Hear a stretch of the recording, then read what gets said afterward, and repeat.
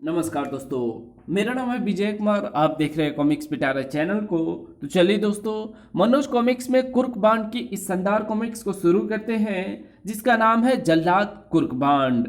आप देख सकते हैं इसका कवर पृष्ठ, जो कि कुछ इस तरह का है। देख सकते हैं। एक दिन सुबह इंस्पेक्टर धमाका सिंह की आज छुट्टी थी, इसलिए वो चाय की चुस्कियां लेता हुआ आराम से सुबह का अखबार पढ़ रहा था। हैं, हमारे देश के महान वैज्ञानिक प्रोफेसर दिवाकर का रहस्यमय ढंग से अपहरण, और संदेह है कि उनके अपहरण के पीछे पड़ोसी देश का हाथ है। पता नहीं कैसे कैसे देश हैं, न खुद शांति से बैठते हैं, न दूसरों को शांति से बैठने देते हैं। प्रोफेसर दिवाकर कोई मामूली हस्ती तो है नहीं, जो हमारी सरकार उनकी गुमशुदगी पर चुपचाप बैठ जाएगी। वो उनकी तलाश में पड़ोसी देश की एक एक ईंट उखाड़ फेंकेंगी। और जहां तक मेरा विचार है, हमारे देश की पुलिस, जासूस, एजेंट समेत पूरी सरकारी मशीनरी हरकत में आ चुकी होगी। और हाँ, उनके बारे में मैं उड़ती हुई खबर सुनी थी कि वे किसी ऐसी किरणों का आविष्कार कर रहे थे जिससे पूरे समुद्र को चंद ही घंटों में सुखाया जा सकता है। बड़े बड़े पहाड़ों को चुटकी बजाते ही रेत में बदला जा सकता है। निसंदेह उनकी ये महान इजाद पूरे विश्व में तहलका मचा देगी। ओहो, कहीं उसी आविष्कार के फॉर्मूले को हथियाने के लिए ही तो हमारे पड़ोसी देश ने उनका अपहरण नहीं करवाया। ज़रूर ऐसा ही हुआ होगा। हमारा पड़ोसी मुल्क तो वैसे ही हमारी तरक्की से जलता है और हमेशा हमारे मुल्क को नीचा दिखाने की सोचता है। नाश हो जाए उस मुल्क का। मेरा वश चले तो कसम लाल लंगोटे वाले की, मैं उनकी खटिया खड़ी करके रख दूं। आखिर मैं भी अपने देश का एक सपूत हूं। मैं पुलिस की सेवा में भी हूं और सरकार मेरी काफ़ी इज्जत करती है। काश मैं प्रोफेसर दिवाकर का पता लगा पाता। आहा, तब मेरा कितना नाम होता। सरकार मुझे भी इंस्पेक्टर से डीएसपी बना देती। आहा, चारों ओर मेरी कितनी इज्जत होती। मेरे कुलीग, मेरे अफसरों का क्या हाल होता। सोचते सोचते धमाका सिंह विचारों में खो गया। अरे, बड़े साहब आ गए। सावधान सावधान, बड़े साहब आ रहे हैं। सलाम बड़े साहब। Good morning sir. नमस्ते साहब। हूँ। पटाखा सिंह, तुम मेरे कमरे में आओ। Yes sir. मैं पूछता हूँ, आखिर शीला श्रीवास्तव मर्डर केस के हत्यारे अभी तक पकड़े क्यों नहीं गए? सर, ये वो क्या लगा रखी है? जानते नहीं, हत्यारे के ना पकड़े जाने से अखबार वाले हम पर कितनी कीचड़ उछाल रहे हैं। पब्लिक में हमारा कितनी बदनामी हो रही है।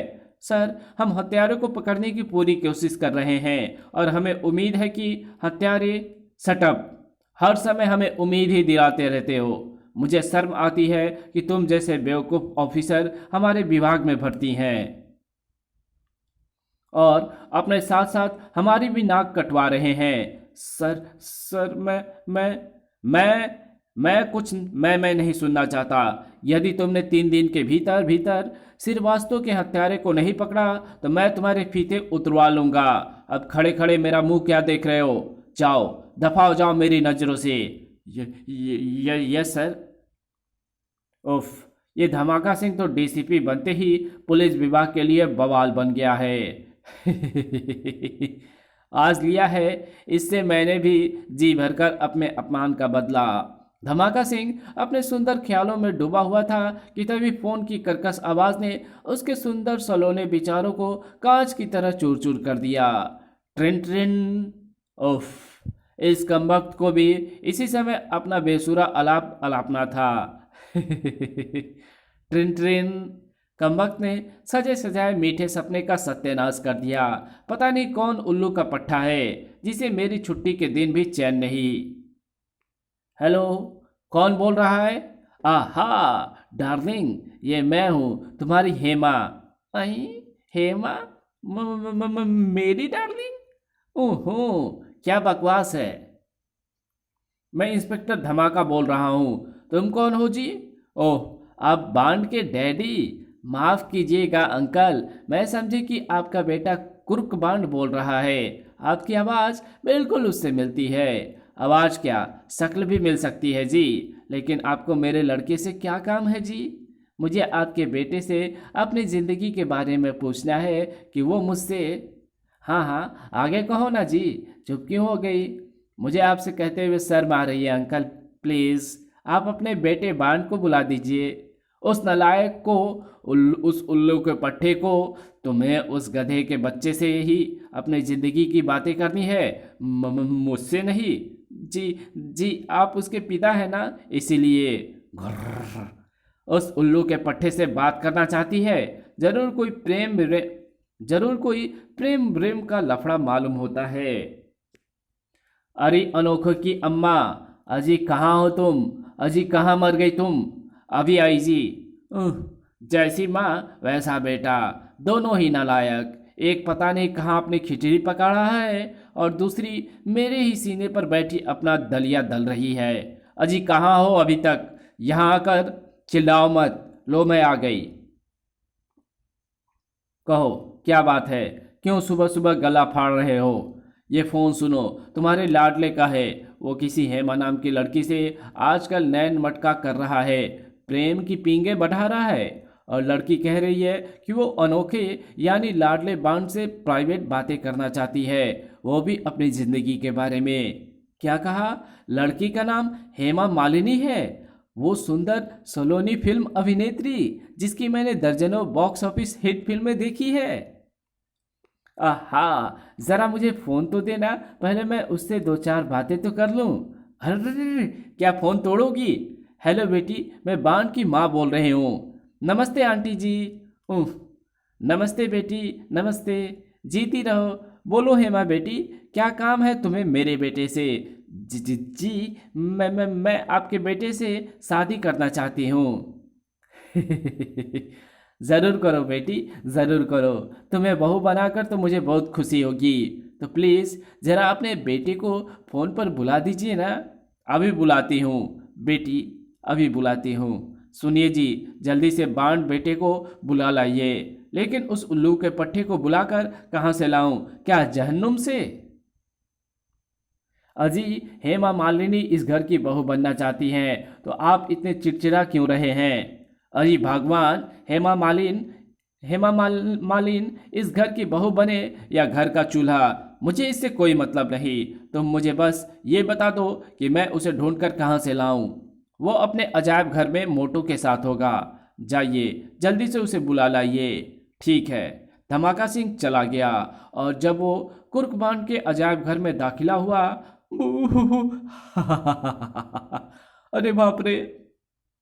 एक पल के लिए तो धमाका सिंह उस कंकाल को देखकर भयभीत हुआ, लेकिन फिर वो संभल गया क्योंकि वो कई बार वहां आ चुका था और अपने अनोखे बेटे की बहुत सी अनोखी चीजें वहां देख चुका था। पीछे हट बे, हड्डी वाले, जानता नहीं मैं तेरे स्वामी का बाप हूँ। कहाँ है वो? जा और जल्दी से बुला कर ला उसे। जी, बहुत अच्छा। कंकाल वहां से चला गया। पता नहीं कैसे कैसे भयानक अजूबे बना रखे हैं उस नालायक ने। ऊपर से कमबख्त को रोमांस करने का शौक चढ़ा है। जल्दी ही वो बांड और मोटू के साथ वापस लौटा। डैडी, तुम यहाँ आने की आपको क्या जरूरत पड़ गई? जरूरत मुझे नहीं, तुम्हारी फोन वाली अम्मा, मेरा मतलब हेमा मालिनी को जरूरत पड़ गई है तुम्हारी। चलो मेरे साथ और उससे बात करो, फिर मुझे बताओ कि तुम किसके साथ और कौन सा चक्कर चला रहे हो। हेमा मालिन के साथ चक्कर? ये तुम क्या कह रहे हो डैडी? अबे उल्लू की दुम, ये मैं कह रहा हूँ? ये मैं कहाँ कह रहा हूँ, तेरी अम्मा कह रही है। चल, उसी से चलकर पूछ लेकिन अच्छा चलो डैडी, मैं खुद ही चलकर उससे बात करता हूँ शीघ्र ही। ले बेटा, ले, जल्दी से हेमा मालिनी से बात कर, वो तुमसे शादी करना चाहती है। ओफ, ये क्या बकवास है? हेलो, कौन हो तुम? और मेरे मम्मी डैडी से क्या बकवास कर रही हो? तुम ठीक ही कह रहे हो मिस्टर बान। अब तक मैं जो कुछ कह रही थी वो बकवास ही थी। इस आवाज़ को पहचानते ही बान बुरी तरह से चौंक उठा। तुम? हाँ, मैं हेमा। शुक्र है तुमने मुझे पहचाना तो सही। मैं पूछता हूँ, ये क्या बदतमीजी है? तुम्हें चीफ एम्स ने याद किया है, इसलिए मैंने तुम्हें फ़ोन किया है। क्या ये भी फ़ोन करने का कोई ढंग है? ना जाने क्या क्या सोच रहे हैं मेरे mummy daddy. Sorry mister bond, phone पर सबसे पहले मुझे तुम्हारे डैडी की आवाज़ सुनाई दी और ना चाहते हुए भी मुझे शरारत सूझ गई। और कोई बात? घर से बाहर निकलने पर कुछ आगे तुम्हें एक काले रंग की कार D44 दिखाई देगी। उसमें बैठ जाना, वो तुम्हें चीप तक पहुंचा देगी। तुम सचमुच शरारती हो, जो इतनी सी बात कहने के लिए इतना बड़ा नाटक किया। अब मैं फ़ोन रख रहा हूँ, फिर तुम आ रहे हो ना? हाँ, कहने के साथ ही बाण ने रिसीवर क्रेडिल पर रख दिया। अब बताओ, कौन थी वो और क्या चाहती थी तुमसे? क्या प्राइवेट बात की उसने तुमसे? अब चुप रहिए जी, मुझे पूछने दीजिए। हाँ बाण भैया, जो भी सच्चाई है सबको साफ साफ बता दो। तो चुप रह बे अंडे के छिलके। आई बेटा, तो मुझे बता, तेरी हेमा मालिनी से क्या बात हुई? तूने उससे शादी के लिए हाँ कह दी है ना? हाँ। आहा, इतनी बड़ी एक्ट्रेस मेरे घर की बहू बनेगी? आहा, मैं तुझ पर बलिहारी जाऊं बेटे। आज किया है तुमने जिंदगी में सबसे बड़ा काम। ठीक है माँ, अब मैं जा रहा हूँ उससे शादी करने। आहा, क्या सच बाण भैया? अबे उल्लू के पट्टे, कहाँ जा रहा है? मैं उससे शादी नहीं बल्कि उसका सर फोड़ने जा रहा हूँ डैडी, कहकर बाण वहां से भाग खड़ा हुआ। शाबाश बेटे, ये हुई ना बात। पान बेटे, तुम उसे ब्याह कर ही लाना। इनसे मैं निपट लूंगी। ब्याह करो या उसका सिर फोड़ो, पर मेरे लिए लड्डू जरूर लेते आना बाण भैया। कुर्बान घर से बाहर निकला तो बाईं ओर मुख्य सड़क पर उसे एक काले रंग की कार दिखाई दी, जिसका नंबर D44 से ही था। मिस्टर एक्स, जी हाँ, मैं आपकी ही प्रतीक्षा कर रहा था। मिस्टर कुर्कबान, कृपया पिछली सीट पर बैठ जाइए। बाण दरवाजा खोलकर पिछली सीट पर समा गया और कार नाक की सीट में दौड़ पड़ी। मिस्टर एक्स ने मुझे अचानक क्यों बुलाया है ड्राइवर? मुझे नहीं मालूम। बाण विचारों में खो गया। वो उस दिन को याद कर रहा था जब अजीबोगरीब तरीके से उसकी मुलाकात मिस्टर एक्स से हुई थी। एक शाम जब वो पैदल ही एक सुनसान सड़क से गुजर रहा था तो अचानक ही, खबरदार हिलने की कोशिश मत करना वरना मारे जाओगे। तो तुम कौन हो और मुझसे क्या चाहते हो? जो कुछ जेब में है वो बाहर निकाल दो, समझा? यानी तुम लोग उठाई गिरी हो और मुझे लूटना चाहते हो? सटअप, चुपचाप जेब खाली करो वरना ठहरो, आगे कुछ मत कहो। आगे की बात बिना सुने ही मेरे दिल तेजी से धड़कने लगा है। मेरे पास सिर्फ यही बटुआ है और इसमें 999 रुपये हैं जो मैं अभी अपने एक क्लाइंट से एडवांस लेकर आ रहा हूँ। जंबो, इसे बटुआ ले लो। Yes madam. लेकिन जैसे ही वो व्यक्ति बटुआ लेने के लिए बाण के निकट पहुंचा, कड़ाक, ढिसुम, उफ! बाण गजब की चुस्ती फुर्ती के साथ अन्यों पर भी टूट पड़ा। खटाक फटाक, आई आ हाय! बाण ने पलक झपकते ही युवती के चारों साथियों को सड़क सुंघा दी। तुम्हारा साथी तो गए काम से, अब तुम्हारा क्या विचार है मैडम? क्या तुम अब अपने हाथों से बटुआ लेना पसंद करोगी?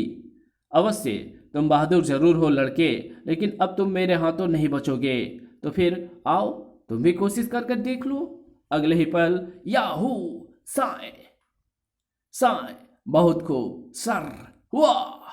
बाण कुछ देर तक तो बजाय आक्रमण का जवाब देने के लिए अपने आप को बचाता रहा। फिर वो एक्शन में आ गया। खटाक, उफ! कड़ाक, साए, फटाक, ई! धप, उफ! लेट क्यों हो गई मैडम? उठो और मुकाबला करो। यदि मैंने भी तुम्हें आज तुम्हारी नानी याद नहीं दिला दी तो मेरा नाम भी कुर्कबान चेला ऑफ जेम्स बॉन्ड नहीं। अच्छा, ये बात है। कहने के साथ ही युवती किसी लोचदार गेंद के समान उछली और खटाक, अब बारी युवती की थी। खटाक फटाक, हाय ढिसुम, हाय मेरी माँ! इस बार बाण को धूल चटाने में युवती ने 2 सेकंड से ज्यादा नहीं लगाए थे। क्यों बच्चे, कैसी तबीयत है तुम्हारी? ज्यादा चोट तो नहीं लगी है तुम्हें? च च च च च तो तुम औरत हो या आफत की पुतली? हंफ हंफ, ऐसी पटकनियां तो मेरे बापू ने भी मुझे कभी नहीं दी, लेकिन कहते कहते बाण भी स्प्रिंग की तरह उछला और अगले ही पल कड़ाक, मैं भी तेरी नानी याद दिलाकर रहूंगा। आ और इससे पहले कि वो युवती संभल पाती, बाण ने उसकी दोनों बाहें पकड़कर पीछे की ओर मोड़ दी। अब बोल आफत की पुतली, तेरी बाहें तोड़ दी जाए या छोड़ दी जाए? आ मैं कहती हूँ छोड़ो मुझे। डार्लिंग, अब तो दिल करता है कि तुम्हारे हाथों में चूड़ियां पहना दूं, वही भली लगेगी इन हाथों में। कम से कम आज के बाद तुम। तभी एक कार वहां आकर रुकी। ची ची ची और उसकी खिड़कियों से कई गनों के नाले बाण की ओर दिखने लगी। लड़की को छोड़ दो लड़के, वरना तुम्हारे जिस्म में इतने सुराख हो जाएंगे कि उन्हें कोई गिन भी नहीं पाएगा। ओह, शायद कार सवार युवती के साथी मालूम पड़ते हैं। बाण का ध्यान कार की तरफ देख लड़के ने चिकनी मछली की तरह अपने आप को बाण के बंधनों से छुड़ा लिया। इसके साथ ही खबरदार, अब अपनी जगह से हिलने की कोशिश भी ना करना, वरना मुफ्त में ही जान से हाथ धो बैठोगे। ओह, ये चालाकी। तभी सड़क पर बेहोश से पड़े युवती के चारों साथियों ने भी उठकर बाण को अपने घेरे में ले लिया। हेमा, इसे लेकर ऑफिस में पहुंचो। Yes chief. वो कार आगे बढ़ गई। जंबो, जल्दी से अपनी गाड़ी यहाँ ले आओ। Okay madam. जंबो वहां से गया और शायद पास ही कहीं खड़ी कार को स्टार्ट करके वहां ले आया। भीतर बैठो। यदि मैं इनकार करूं तो तुम्हें इस बार कोई आर्ट दिखाने का मौका नहीं मिलेगा। तुम्हारे हाथ पैर तोड़कर तुम्हें जबरदस्ती गाड़ी में ले जाया जाएगा। कुछ सोचकर बाण कार में सवार हो गया। युवती ड्राइवर के साथ वाली सीट पर बैठ गई और उसके चारों साथी उसे घेर कर पिछली सीट पर बैठ गए और कार वहां से चल पड़ी। आखिर तुम लोग हो कौन? मुझे कहाँ ले जा रहे हो और क्या चाहते हो? थोड़ी देर और शांति रखो, फिर तुम्हें सब कुछ मालूम हो जाएगा। और थोड़ी देर बाद वो कार एक शानदार इमारत के कंपाउंड में प्रविष्ट हुई। बाण को साथ लेकर वे लोग कार से उतर पड़े। चलो, ये तो इंपोर्ट एक्सपोर्ट की कोई बड़ी कंपनी है, लेकिन ये मुझसे क्या चाहते हैं? शीघ्र ही उसे इमारत के भीतर एक बड़े से हॉल में ले जाया गया, जहां एक बूढ़ा व्यक्ति शानदार रिवॉल्विंग चेयर पर बैठा सिगार पी रहा था। बैठ जाओ। जी धन्यवाद। आवाज से तो ये वही व्यक्ति मालूम पड़ता है जो बाद में कार से वहां आया था। तुम्हारा सोचना ठीक है मिस्टर बांड, मैं वही हूं। उस रौबदार बूढ़े की बात सुनकर बांड चौंक उठा। आपको कैसे मालूम हुआ कि मैं यही सोच रहा हूं? इस बात के अलावा भी मुझे तुम्हारे बारे में बहुत कुछ मालूम है मिस्टर अनोखे और कुर्बान। ओह, हेमा को छोड़कर बाकी तुम सब जाओ। Yes chief. युवती के चारों साथी उस कमरे से बाहर चले गए। उसके जाने के बाद बूढ़े ने सिगार का एक लंबा कस लिया, फिर धुआं छोड़ते हुए वो उसी कुर्बान के बारे में बताने लगा। तुम 10वीं में 5 बार फेल हुए हो। तुम्हारे पिता धमाका सिंह पहले एक साधारण सिपाही थे, लेकिन तुम्हारे कारण, और जब वो बांड को उसके बारे में सब कुछ बताकर चुप हो गया तो बांड हैरत भरे स्वर में बोला, मेरे बारे में इतना सब कुछ तो मेरे मम्मी डैडी भी नहीं जानते होंगे, फिर आप कैसे जानते हैं? आखिर आप कौन हैं? जब हम किसी बहादुर, होनहार, चालाक, बुद्धिमान और ईमानदार व्यक्ति को अपने पेशे में शामिल करते हैं तो उसके बारे में उससे पहले उसके बारे में सारी जानकारियां एकत्रित कर लेते हैं। मैं कुछ समझा नहीं, कैसा पेशा है आपका? और आप? मैं मिलिट्री सीक्रेट सर्विस का चीफ मिनिस्टर एक्स हूँ। अखबारों में तुम्हारी बहादुरी के अनेक कारनामे पढ़कर मैंने तुम्हें अपनी संस्था में शामिल करने का फैसला किया है। उसके लिए मैंने जो तुम्हारी परीक्षा ली उसमें तुम उत्तीर्ण हुए हो। मैं तुम्हारी बहादुरी एवं फुर्तीलीपन से बहुत प्रसन्न हूँ मिस्टर बांड। मेरी संस्था को तुम जैसा होनहार युवक की ज़रूरत है। बोलो, तुम मिलिट्री सीक्रेट सर्विस में भर्ती होना चाहते हो? अब तो मैं आपकी संस्था में ज़रूर शामिल होना चाहता हूँ सर। गुड। तुम्हें तुम्हारी सेवाओं के बदले 10,000 रुपया माहवार एवं रोजमर्रे के खर्चे के अलावा हर प्रकार की सहूलियत दी जाएगी। बोलो, मंजूर है? मैंने अच्छी तनख्वाह और ऐशो आराम के लिए आपकी संस्था में भर्ती होना स्वीकार नहीं किया है सर। बल्कि अपने देश की, अपनी मातृभूमि की सेवा करने के लिए आपकी सर्विस ज्वाइन करने का फैसला किया है। और सर, मैं आपसे वादा करता हूँ कि जब तक मैं जीवित रहूँगा अपने देश और देशवासियों की सेवा करता रहूँगा। अपने देश के दुश्मनों का नाश करूंगा और इस धरती पर खून की होली खेलने वालों को हमेशा मौत की नींद सुला दूंगा। शाबाश, मुझे तुम जैसे बहादुर से ऐसे उत्तर की आशा थी। आज से तुम हमारी सीक्रेट सर्विस के सुपर एजेंट 555 हुए। कल से तुम्हें तुम्हारा विजिटिंग कार्ड और स्पेशल अपॉइंटमेंट लेटर मिल जाएंगे। परंतु ये बात हमेशा ध्यान रखना कि तुम मिलिट्री सीक्रेट सर्विस के एजेंट हो। ये बात किसी बाहरी व्यक्ति को मरते दम तक मालूम नहीं होनी चाहिए, यहाँ तक कि तुम्हारे माता पिता को भी नहीं। जी, मैं ध्यान रखूंगा। Very good. अब इनसे मिलो। यह है हमारी विभाग की सबसे होनहार एजेंट मिस हेमा सिंह।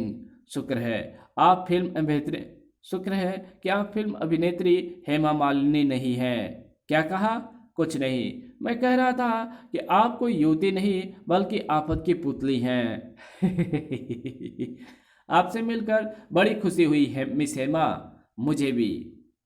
कुछ और बातें करने के बाद, अच्छा एजेंट 555, अब तुम जा सकते हो। कल तुम्हारे कागजात तुम्हें मिल जाएंगे और जब तुम्हारी ज़रूरत हमारे विभाग को होगी तुम्हें बुला लिया जाएगा।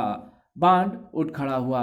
एक बात और ध्यान रखना, जब भी मुझे तुमसे संपर्क करना होगा मैं मिस हेमा के द्वारा करूंगा।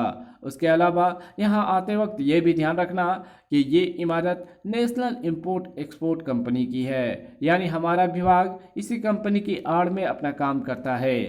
जी, मैं समझ गया। उसके बाद बांड अपने घर लौट गया और जब अगले दिन वो अपने ऑफिस में बैठा हुआ था तो उसे हेमा के हाथों ही उसका परिचय पत्र, वॉच, ट्रांसमीटर एवं कुछ जरूरी चीजें मिल गई। Thank you miss Hema.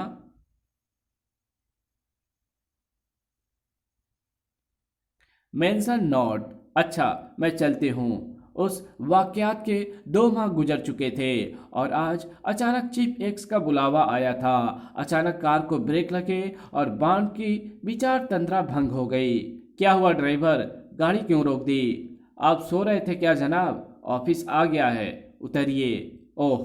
Bond car से उतर पड़ा और लगभग 3 मिनट बाद वो मिलिट्री सीक्रेट सर्विस के चीफ मिस्टर एक्स के सामने था। Good morning chief.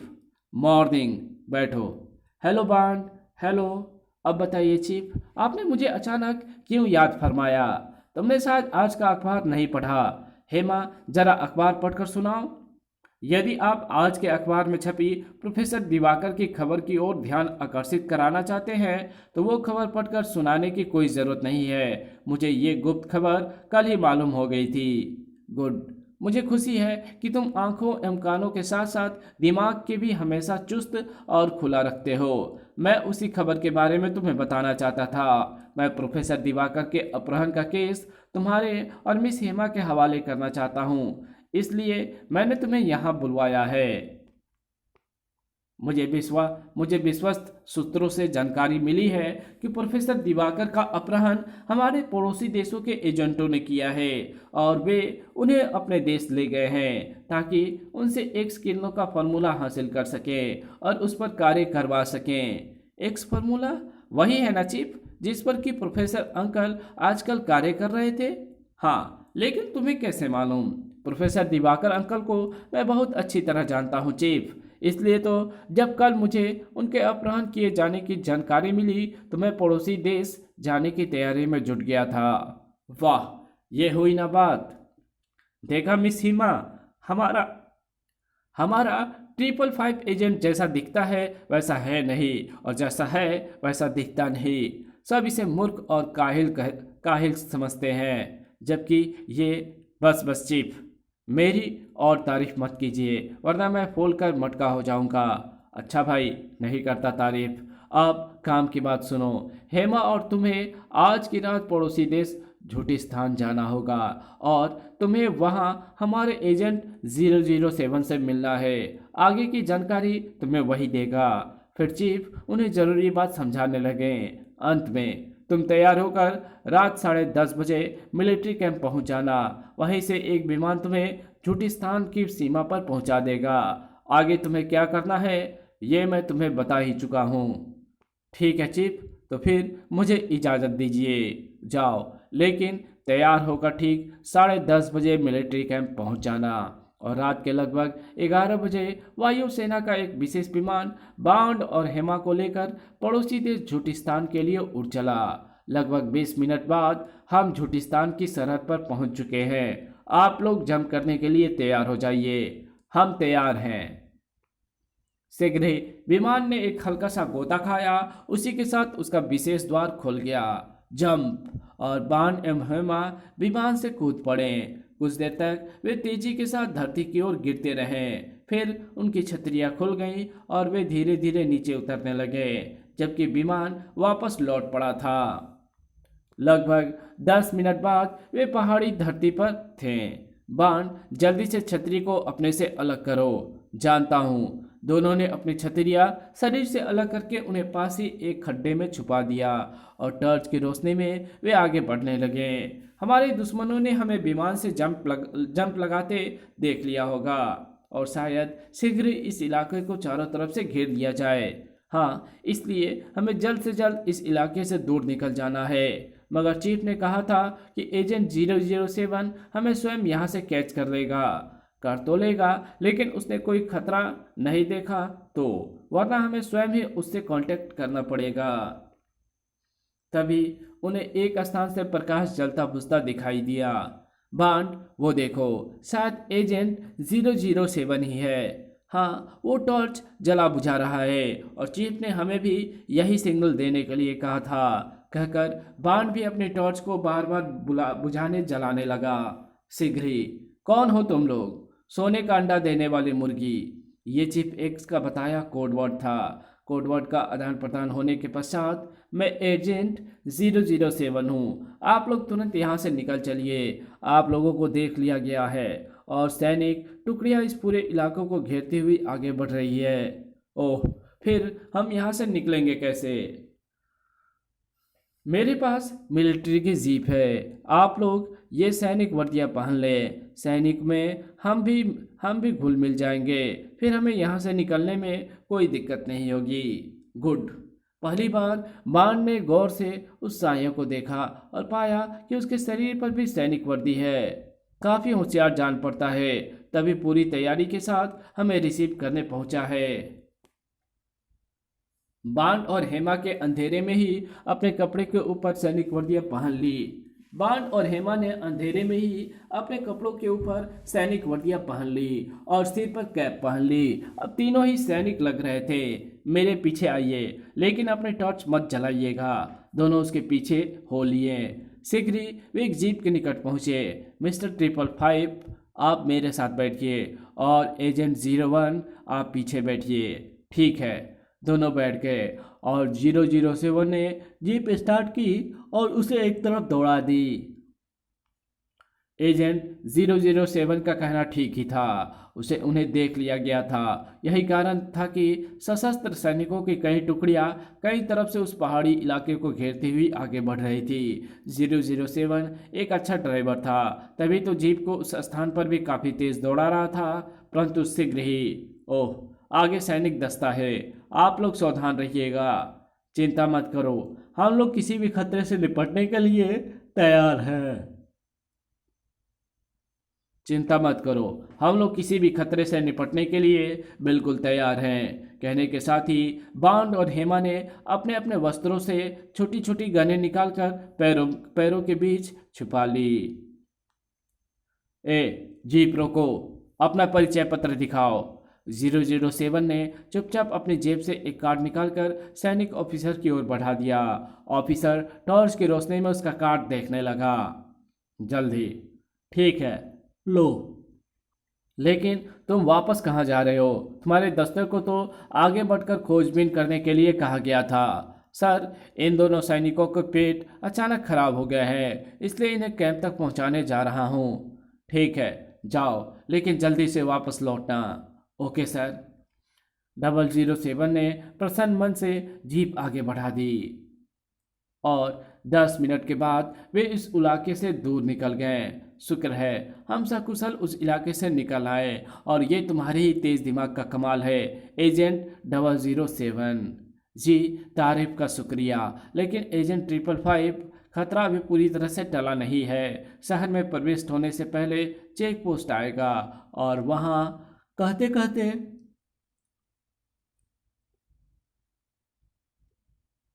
कहते कहते 00 अचानक चौंक उठा।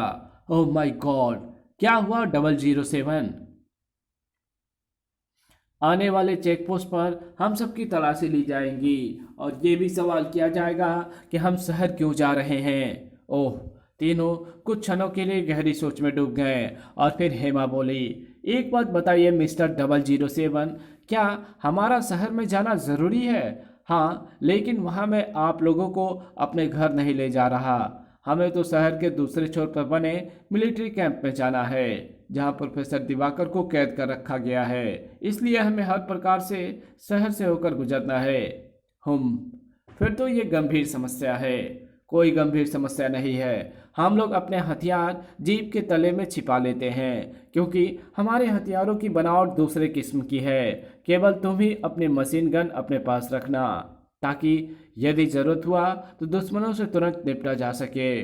वो तो ठीक है मिस्टर बॉन्ड, लेकिन हम सुरक्षा सैनिकों के इस प्रश्न का क्या उत्तर देंगे कि हम सैनिक शहर क्यों जा रहे हैं? कह देंगे कि हम शहर के दूसरी ओर सैनिक कैंप में जा रहे हैं। तब तो वो हमें तुरंत गोली मार देंगे, क्योंकि उस कैंप की वहाँ मौजूदगी की बहुत ही गुप्त रखा गया है, और वहाँ किसी बाहरी सैनिकों को जाने की इजाज़त नहीं है। वहाँ केवल वही सैनिक आ जा सकते हैं जिनके पास विशेष काले रंग का कार्ड हो। ओह, तभी बाण के दिमाग में एक आइडिया आया, और वो अधलेटा सा होकर जोर जोर से कराहने लगा। हाय हाय, मर गया। अरे, ये आपको अचानक क्या हुआ मिस्टर बॉन्ड? हाय, मेरा पेट, हाय, इसमें आग सी लग रही है। मिस्टर बॉन्ड, धीरज रखिए, हम आपको डॉक्टर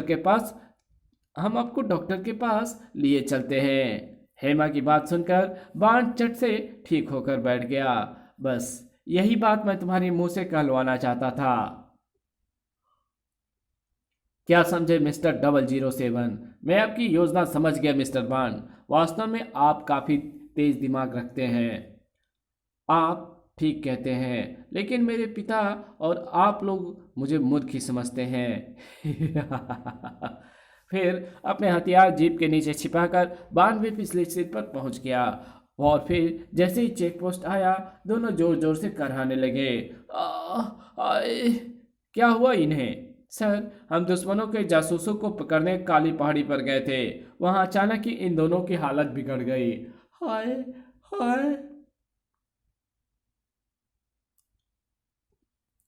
फर्स्ट एड से भी कोई फायदा नहीं पहुंचा, इसलिए कमांडर के आदेश पर मैं इन्हें मिलिट्री हॉस्पिटल ले जा रहा हूं।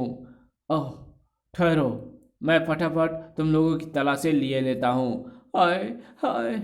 जब तक आप गाड़ी और हमारी तलाशी लेंगे, तब तक इनका काम तमाम हो जाएगा सर। हाय हाय, लेकिन बिना तलाशी लिए मैं तुम्हारी जीप को शहर में जाने भी तो नहीं दे सकता। आप मेरा कार्ड देख लीजिए सर। ठीक है, चलो वही दिखाओ। 007 ने अधिकारी को अपना कार्ड दिखा दिया, और अधिकारी ने संतुष्ट होकर उन्हें शहर में जाने का मार्ग दे दिया। हाय हाय। और जीप के आगे बढ़ते ही बांड और हेमा प्रसन्नता से उछलकर बैठ गए। हर्रे, हम लोग शहर में दाखिला हो गए। जी हाँ मिस्टर बांड, आपकी योजना कामयाब रही। फिर 1 घंटे के सफर के पश्चात वे लोग वहां से होकर शहर से बाहर निकलकर दूसरे छोर पर पहुंच गए। तब तक भोर का उजाला चारों ओर फैलने लगा था। जीप को कुछ और आगे ले जाकर 007 ने कच्चे में उतार दिया और पेड़ों के झुरमुटों में ले जाकर रोक दिया। यहाँ गाड़ी रोकने का मतलब, एक तो दिन का उजाला फैल चुका है, और दूसरे सैनिक कैंप यहाँ से अब सिर्फ 2 किलोमीटर पर हैं। और मेरी योजना है कि मैं खा पी कर यही संध्या तक आराम किया जाए, फिर हम पैदल ही कैंप तक जाएंगे और प्रोफेसर को छुड़ाने का प्रयत्न करेंगे। ठीक है, लेकिन इस बात का तो तुम्हें पूरा विश्वास है ना कि प्रोफेसर दिवाकर प्रोफेसर दिवाकर को उसी कैंप में कैद कर रखा है। हाँ, मुझे इस संबंध में पूरी जानकारी है। तो फिर ठीक है। तीनों जीप से उतरे और फिर थोड़ा टहलकर फ्रेश लेने के पश्चात तीनों खाने पीने में जुट गए। खाने पीने का सामान 007 जीप में अपने साथ लेकर आया था। खा पी कर वे लोग सो गए और थके हारे होने के कारण उन्हें इतनी गहरी नींद आई कि उनकी आंख दिन ढलने पर ही खुली। ओह, खूब सोए। हाँ, लेकिन आंख ठीक वक्त पर खुल गई। मेरे विचार से अब हमें यहाँ से अपने ऑपरेशन पर निकल पड़ना चाहिए। और वे तीनों अपना अपना किट बैग संभाल कर कच्चे रास्ते से एक तरफ बढ़ चले। हमारा रात को सफर करना ही उचित था, वरना दिन में इस पोजीशन में आगे बढ़ते तो तुरंत धर लिए जाते। वो रास्ता कच्चा जरूर था लेकिन शॉर्टकट था, इसलिए वे लोग 20-25 मिनट में ही सैनिक छावनी पहुंच गए। तब तक रात का गहरा अंधकार एवं सन्नाटा चारों तरफ फैल चुका था। यही है नया सैनिक कैंप जहां प्रोफेसर को रखा गया है। हम उस तरफ से कांटेदार तारों को काटकर कैंप के भीतर प्रवेश करेंगे। ठीक है, लेकिन भीतर प्रवेश होने के बाद तुम लोग यही कोशिश करना कि किसी भी मौके पर गोली चलाने की नौबत ना पड़े। मेरा मतलब तो तुम समझ ही गए होंगे। समझ गए। तुम्हारे कहने का मतलब है कि दुश्मन का सफाया हमें इस ढंग से करना है कि शोर नहीं होने पाए। गुड, यही था मेरे कहने का मतलब। शीघ्र ही वे 00 की बताई हुई जगह पर पहुंचे और वहां पलाश से तारों को काट कर भीतर प्रवेश कर गए। यूं ही रेंगते हुए आगे बढ़ते रहो, परंतु अभी वे ज्यादा दूर भी नहीं जा पाए थे कि उन्हें सामने 3 सैनिक टहलते हुए पहरा देते नजर आए। बिना उन्हें खत्म किए हुए आगे बढ़ना मुश्किल है। चुपचाप इसी तरह रेंगते हुए उनके पीछे पहुंचो और उन्हें मुंह दबोचकर शिकारी चाकू से खल्लास कर दो। तीनों ने वही किया। वे रेंगते हुए सैनिकों के पीछे पहुंचे और घप घप घप आ, आ। तीनों पहरेदारों को खत्म करने के पश्चात उन्होंने उनकी लाशों को ठिकाने लगाया। फिर अपनी गनें संभाल कर आगे बढ़ चले, परंतु उनके थोड़ा और आगे बढ़ते ही हाल्ट। ओह, फिर खतरा। पीछे पलटो। बाण आदि पलट पड़े। उनके पलटते ही उनके चेहरे पर शक्तिशाली टॉर्च का तीव्र प्रकाश पड़ा। ये क्या बेहूदगी है? अरे, ये तो अपने सैनिक नहीं है। हाँ, हमारे पड़ोसी देश के एजेंट मालूम पड़ते हैं, वही जिनकी खबर अभी अभी हमें प्राप्त हुई है। खत्म कर दो इन्हें। फायर! परंतु इससे पहले कि उन सैनिकों में से कोई फायर कर पाता, मजबूरी में बाण आदि को भी गोलियां चलानी पड़ी। तर तर तर तर तर आ उफ हाय! उन सैनिकों से तो बाण आदि की जान बच गई, परंतु गोलियों की आवाज सुनकर पूरे कैंप में हंगामा मच गया। अरे, ये गोलियों की आवाज कैसी है? जरूर दुश्मन के एजेंट कैंप में घुस आए हैं। अपने हथियार संभाल लो और खतरे की घंटी बजा दो। Yes sir. तुरंत पूरे कैंप में खतरे का सायरन गूंज उठा। पी! ओह, खतरा! पलक झपकते ही कैंप में भागदौड़ मच गई और सैनिक अपनी अपनी गनें संभालकर बाण आदि को तलाश करने लगे। चारों तरफ फैलकर दुश्मनों को तलाश करो। ध्यान रहे, उनकी संख्या 3 है और उन्हें बचकर नहीं जाना चाहिए। उफ, वही हुआ जिसका डर था। अब हमारा कार्य बहुत मुश्किल हो गया है मिस्टर बांड। अच्छा, यही होगा कि इस समय हम यहाँ से निकल चलें। मौका मिलेगा तो फिर किसी समय आकर प्रोफेसर को छुड़ाने की कोशिश करेंगे। हरगिज नहीं। अब जब ओखली में सिर दे ही दिया है तो हमें मूसलों का डर नहीं होना चाहिए। यदि इस बार हम चूक गए तो फिर हमें दोबारा आने का मौका नहीं मिलेगा। लेकिन मिस्टर बांड, चारों तरफ हमारी तलाश शुरू हो चुकी है, साथ ही पूरे कैंप के सैनिक भी सावधान हो चुके हैं। ऐसी हालत में तो हम प्रोफेसर तक भी नहीं पहुंच पाएंगे। एजेंट 01 ठीक ही कह रहे हैं मिस्टर बांड। फिलहाल हमें अपनी जान बचाने की सोचनी चाहिए। 00 की बात सुनकर मूर्ख से लगने वाले बांड का चेहरा किसी जल्लाद की तरह भयानक हो उठा। मिस्टर 007, अब दोबारा लौटने की बात मुंह से मत निकालना, वरना सबसे पहले मैं तुम्हें ही गोली मारूंगा। बाण का भयानक चेहरा देखकर हेमा और 007 दांतों तले ही 007 दोनों ही मन ही मन कांप उठे। लेकिन मिस्टर बांड, वो सटअप, तुरंत किसी सैनिक को अपने बस में करो ताकि उससे प्रोफेसर के बारे में पूछा जा सके। ओह, ये तो अब किसी शैतान से कम भयानक नहीं मालूम हो रहा है। फिर शीघ्र उन दोनों ने बांड की आज्ञा का पालन किया और निकट से गुजरते एक सैनिक को उन्होंने दबोच लिया। बताओ, प्रोफेसर दिवाकर को कहाँ रखा गया है? मुझे नहीं मालूम, हमारे पास समय नहीं है, खत्म कर दो इसे, हम किसी और से प्रोफेसर के बारे में पूछ लेंगे। एक पल में ही बांड के निर्णय सुन वो सैनिक बुरी तरह घबरा उठा। ठहरो, मुझे मत मारो, मैं सब बताने के लिए तैयार हूँ। गुड। फिर वे सैनिक से प्रश्न करने लगे और सैनिक भयभीत हो उनके प्रश्नों का उत्तर देता रहा, लेकिन सारी पूछताछ करने के बाद भी बांड को उस पर दया नहीं आई और अरे ओह, ये आपने क्या किया मिस्टर बांड? भला इसे मारने की क्या जरूरत थी? मैं दुश्मनों पर दया करना नहीं जानता। अब इसकी लाश को फेंको और उस तरफ बढ़ो जिधर प्रोफेसर कैद है। और तीनों दाईं ओर दौड़ पड़े। मार्ग में जो भी सैनिक उनका मार्ग रोकने की कोशिश करता वे इसे भून कर रख देते। रेट रेट रेट, तड़ तड़ तड़ तड़ तड़, उफ। जल्दी वे एक इमारत के निकट पहुंच गए। प्रोफेसर यहीं कैद है। हाँ, किसी पर कोई दया दिखाने की जरूरत नहीं है चेलो। उसी इमारत के एक कमरे में दुश्मन कैंप में घुस आए हैं। हो सकता है वे प्रोफेसर को छुड़ाने यहाँ भी आ पहुँचे। तुम सब सावधान रहना, मैं और सैनिक लेकर अभी आता हूँ। Yes sir. तभी बाहर से गोलियों की एक तेज बौछार आई और उफ, हाय, अरे बाप रे, लगता है दुश्मन यहाँ पहुँच अरे बाप रे, लगता है दुश्मन आ पहुँचे हैं। वाह, लगता है हमारे देश के एजेंट मुझे लेने आ पहुँच वाह, लगता है हमारे देश के एजेंट मुझे लेने आ पहुँचे हैं। तभी दरवाजे पर बांड आदि दिखाई दिए। बांड बेटे, अब आपको घबराने की ज़रूरत नहीं है प्रोफेसर अंकल, हम लोग आ पहुँचे हैं। फिर आनन फानन में उन्होंने प्रोफेसर को बंधन मुक्त कर दिया। आप हमारे पीछे आइए प्रोफेसर अंकल। बांड आदि प्रोफेसर को घेरे में लिए इमारत से बाहर निकल गए।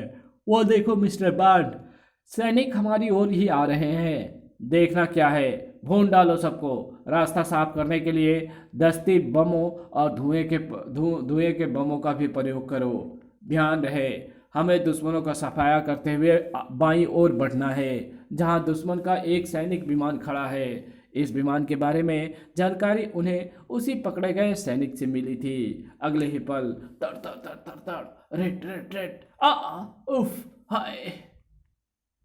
बाण आदि ने जहां दुश्मन सैनिकों की संख्या ज़्यादा देखी, वहां दस्ते बमों और धुएं के बमों का खुलकर प्रयोग किया। धड़ा फटाक।